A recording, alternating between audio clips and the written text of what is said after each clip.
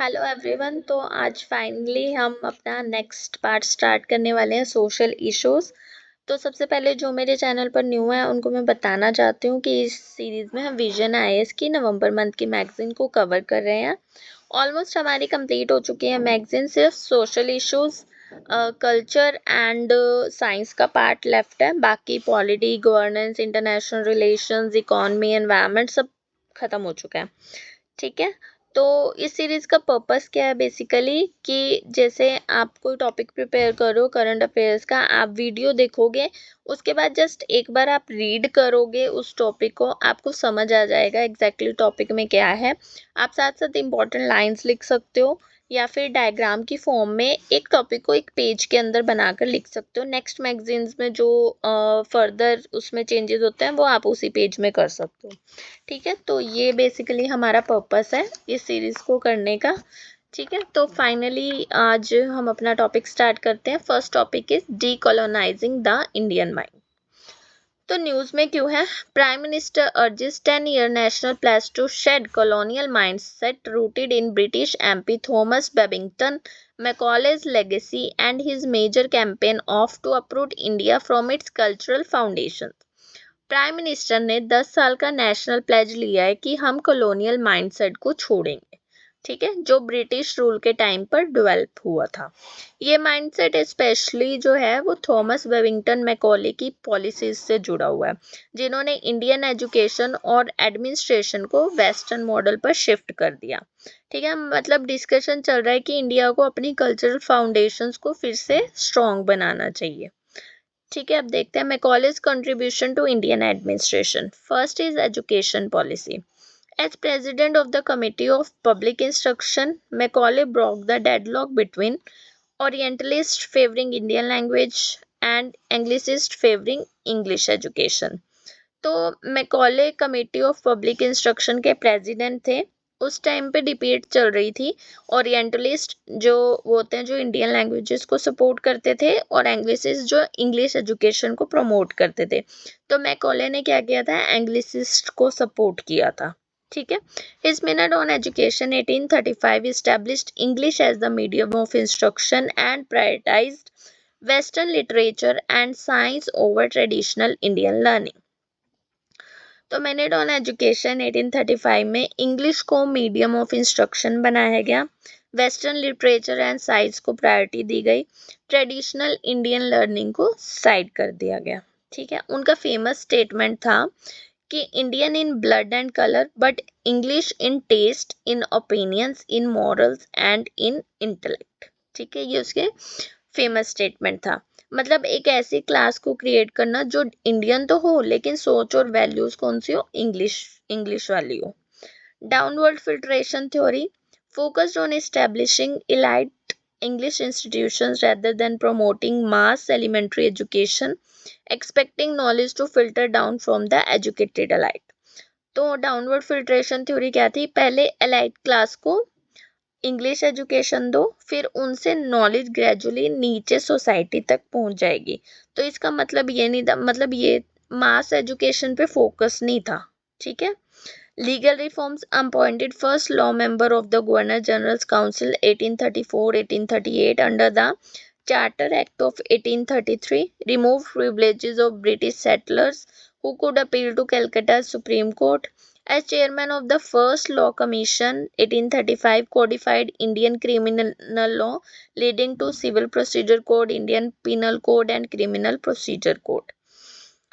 तो इसमें क्या था? गवर्नर जनरल काउंसिल के ये लॉ मेंबर बने, फर्स्ट लॉ कमीशन के चेयरमैन थे 1835 में, और इन्होंने क्या किया? इंडियन क्रिमिनल लॉ को कोडिफाई कर दिया 3 कोड में, Indian penal code, civil procedure code and criminal procedure code. Laws को सिस्टमेटिक तो बनाया लेकिन वेस्टर्न मॉडल पे बेस्ड बनाया। ठीक है। Civil service। The Macaulay Committee 1854 introduced merit-based competitive examination, replacing the patronage system, emphasized general academic education, preferring university graduates from Oxford or Cambridge। अब civil services में इन्होंने क्या किया? 1854 में merit based competitive exam introduce हुए। पहले patronage system था। Patronage system मतलब रिकमेंडेशन बेस्ड। तो ये पॉजिटिव चेंज था, लेकिन एग्जाम्स क्या होते थे, लंदन में होते थे, तो इंडियंस के लिए तो वो भी टफ था। ठीक है, नेक्स्ट है social reforms. Champion press freedom, abolition of slavery, free trade, free movement of people and women's property right. Social reforms में इन्होंने क्या किया, press freedom, abolition of slavery, free trade, women's property right. तो इनमें से कुछ reforms तो progressive थे। ठीक है, key aspects of colonial mindset in India. First is instilling inferiority. Macaulay's policy broke India's self-confidence and instilled a sense of inferiority by discarding thousands of years of India's indigenous science, art, philosophy. इसमें क्या हुआ, British policies ने Indians में एक inferiority complex develop किया, अपने traditional knowledge को inferior समझने लगे इंडियंस। ठीक है, next language. Use of English in courts and universities is seen as aspirational, sometimes hindering access for non English speakers. For example, former CGI DY Chandrachud stated that English language in its legal avatar is not comprehensible to 99.9% of the citizens. तो English court and universities की language बन गई, non English speakers के लिए barrier create हो गया। For example, जो हमारे former chief justice of India DY Chandrachud थे, उन्होंने कहा था कि इंग्लिश लीगल लैंग्वेज 99% सिटीजन्स को तो समझ ही नहीं आती है। ठीक है, culture. Colonial rule imposed Western cultural elements including Western dress, food, art forms, manners, and values, often projecting Indian knowledge system as inferior. For example, Western dress codes are tied to professionalism, especially in corporate sector. ठीक है, अब culture में क्या हुआ, western dress, food, manners को superior माना गया, Indian systems को बैकवर्ड बोला गया। अब एग्जांपल, कॉर्पोरेट सेक्टर में वेस्टर्न ड्रेस कोड्स प्रोफेशनलिज्म से जोड़े जाते हैं, जो हमें आज के टाइम में भी पता है कि ऐसा होता है। Laws and institutions. Many colonial laws such as IPC, forest law, sedition, etc. and criminal procedures are rooted in establishing control rather than service. Laws and institution में क्या हुआ, कुछ laws हैं like IPC, sedition law, forest law etcetera, इनमें क्या था, focus जो था वो कंट्रोल पे था, कंट्रोल करने में, सर्विस पे इनका फोकस नहीं था। Economic system imported economic models and emphasis on private capital led to impoverishment of a large section of population. Private capital and imported models पे emphasis, जिससे क्या हुआ, indigenous economy weaken हुई। Knowledge system. Indigenous knowledge systems forgotten due to large emphasis on imported models of research and innovation. Ayurveda and Siddha were labeled unscientific, while Western medicine accorded the status of official medicine. Knowledge system में क्या हुआ, आयुर्वेदा, सिद्धा को unscientific label किया गया और western medicine को official का स्टेटस दिया गया। Impact of colonial mindset on India. Bureaucratic overreach. A pervasive license permit style, state intrusive policing, and a command and control bureaucracy reflect continuity with colonial governance focused on control rather than facilitation. इसमें क्या है कि licence permit Raj, command and control bureaucracy, मतलब governance control oriented हो गया instead of citizen friendly. ठीक है, next, seeking foreign validation in various fields such as in academia, corporate standard, policy design, etc. तो foreign validation की craving चलती रही academics में, policy design में। ठीक है, colorism, a deep-seated preference for lighter skin tones persist in Indian society, directly linked to colonial era racial hierarchies that favored fair skin Indians for social recognition. ठीक है, colourism से तो साफ पता लग रहा है कि मतलब फेयर स्किन को प्रेफरेंस दी जाने लगी सोसाइटी में। Next, social differences, for example caste stereotypes were hardened through colonial census as it constructed Indian social identities using categories of convenience. तो कास्ट स्टीरियोटाइप्स सेंसस के थ्रू रिजिड बन गए। ठीक है, now cultural movements to tackle colonial mindset. सबसे पहले Arya Samaj 1875, Swami Dayanand Saraswati founded this movement with slogan back to the Vedas, aim to purify Hinduism, rejected western influences. तो स्वामी दयानंद सरस्वती ने फाउंड किया था। स्लोगन था बैक टू वेदर्स और इंडियन ट्रेडिशंस को रिवाइव करना इसका पर्पस था। Ramakrishna mission established by Swami Vivekananda in 1897. It emphasized the universal spirit of all religions and promoted Indian spiritual traditions in the West.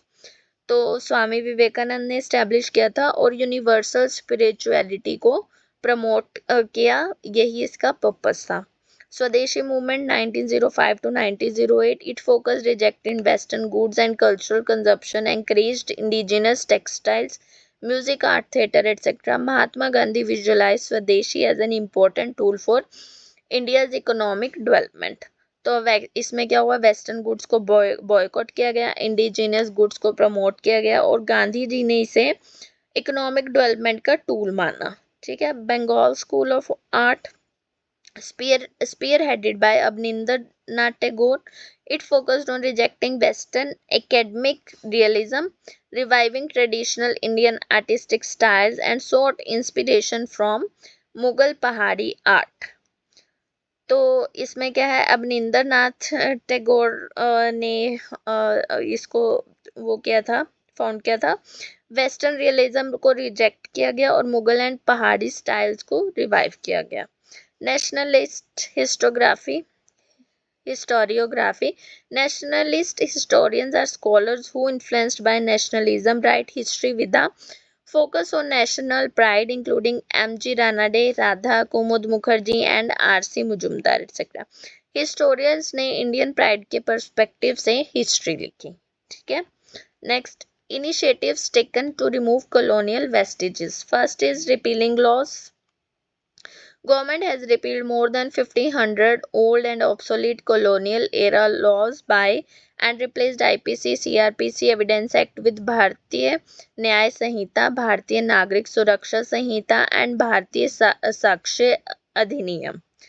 ठीक है। अब 1500 से ज्यादा ऑब्सोलीट लॉज रिपील किए गए। आईपीसी को किसमें चाहिए, भारतीय न्याय संहिता, सीआरपीसी भारतीय नागरिक सुरक्षा संहिता, एविडेंस एक्ट भारतीय साक्ष्य अधिनियम। ठीक है। इसका एम क्या है, इंडियन कॉन्टेक्स्ट के हिसाब से legal framework. Next, national education policy 2020। The NEP 2020 promotes teaching in the mother tongue, भारतीय लैंग्वेज। मदर टंग में टीचिंग प्रमोट की गई, इंडियन नॉलेज सिस्टम्स इंक्लूड किए गए। Next, symbolic and nomenclature changes. Rajpath in New Delhi was renamed Kartavya Path. Race Course Road being renamed as Lok Kalyan मार्ग 2016 etcetera. इसमें वही है कि राजपथ को कर्तव्य पथ एंड रेस कोर्स रोड को लोक कल्याण मार्ग से अब रीनेम कर दिया गया। सिंबॉलिज्म भी जो है वो माइंडसेट चेंज का पार्ट है। ठीक है। Revival and institutionalisation of traditional knowledge. Establishment of the WHO Global Center for Traditional Medicine in Jamnagar, Gujarat. India is set to co-host the second WHO Global Summit on Traditional Medicine in New Delhi in December 2025 in collaboration with the World Health Organization. तो WHO Global Center for Traditional Medicine Jamnagar Gujarat में establish किया गया और आयुर्वेदा को global recognition basically देना एक initiative था। New naval ensign, a new ensign of the Indian Navy was unveiled which removed the Saint George Cross. ठीक है। सेंट जॉर्ज क्रॉस को रिमूव किया और कॉलोनियल सिंबल्स हटाए गए। Budgetary changes, the railway budget was merged with the annual union budget in 2017 breaking a 92-year-old British era tradition. तो 2017 से separate British era railway budget merge कर दिए गए। ठीक है। 2017 से जो बजट आता है एनुअल यूनियन बजट, उसके साथ ही रेलवे बजट को मर्ज कर दिया basically. Affirming cultural pride, the Biplobi Bharat gallery was inaugurated at Victoria Memorial Hall in Kolkata, dedicated to showcasing the contribution of revolutionaries in the freedom struggle. Revolutionaries के contribution को basically ये highlight करता है। Way forward, following पंच प्राण presented by India's PM. It includes A resolve of developed India, removing any trace of colonial mindset, taking pride in our legacy, India's strength of unity, and fulfilling the duties of citizens with honesty. Punch brand का क्या है मतलब? Developed India, colonial mindset removal, heritage pride, unity and citizen duties, ये 5 चीजें हैं जो ध्यान रखनी है. Cognitive decolonisation through policy measures such as promoting Indian languages in the national education policy, reviving indigenous knowledge system, etc. Indian languages को promote करो, indigenous knowledge को रिवाइव करो. Behavioural and economic shift, support a shift towards self-reliant innovation, sustainable lifestyles and community-centered development. For example, promotion of traditional sustainable practices in mission life. Self-reliance और sustainable lifestyle, तो mission life ये एक way forward है. Cultural revival, revitalization of indigenous festivals and crafts, for example International Yoga Day. Indigenous festivals और crafts को promote करना चाहिए, example International Yoga Day. Promoting pluriversal forms of liberatory thinking, creating form of epistemic delinking and epistemic reconstruction which challenges the dominance of western knowledge system by accepting plural thinking. western knowledge dominance को challenge करो और plural thinking adopt करो. restoring pride and heritage with responsibility in line with constitutional values, scientific temper and social justice. तो हमें restore करना चाहिए pride and heritage with responsibility in line with constitutional values, scientific temper and social justice. तो basically जो डिकोलोनाइजिंग the Indian mind का मतलब western चीज़ों को रिजेक्ट करना नहीं है, ठीक है, बल्कि अपनी सिविलाइजेशन कॉन्फिडेंस को रिस्टोर करना है, ठीक है, बिना कॉन्स्टिट्यूशनल वैल्यूज और साइंटिफिक टेम्पर को कॉम्प्रोमाइज़ किए. ठीक है, हमें अपने कल्चर को बेसिकली प्रमोट करना चाहिए. ओके, तो आज का हमारा टॉपिक ख़त्म हो गया. कल हम नेक्स्ट टॉपिक स्टार्ट करेंगे. ठीक है, तो प्लीज़ अगर आपको वीडियो पसंद आती है तो लाइक एंड शेयर ज़रूर करें. ठीक है, थैंक यू सो मच.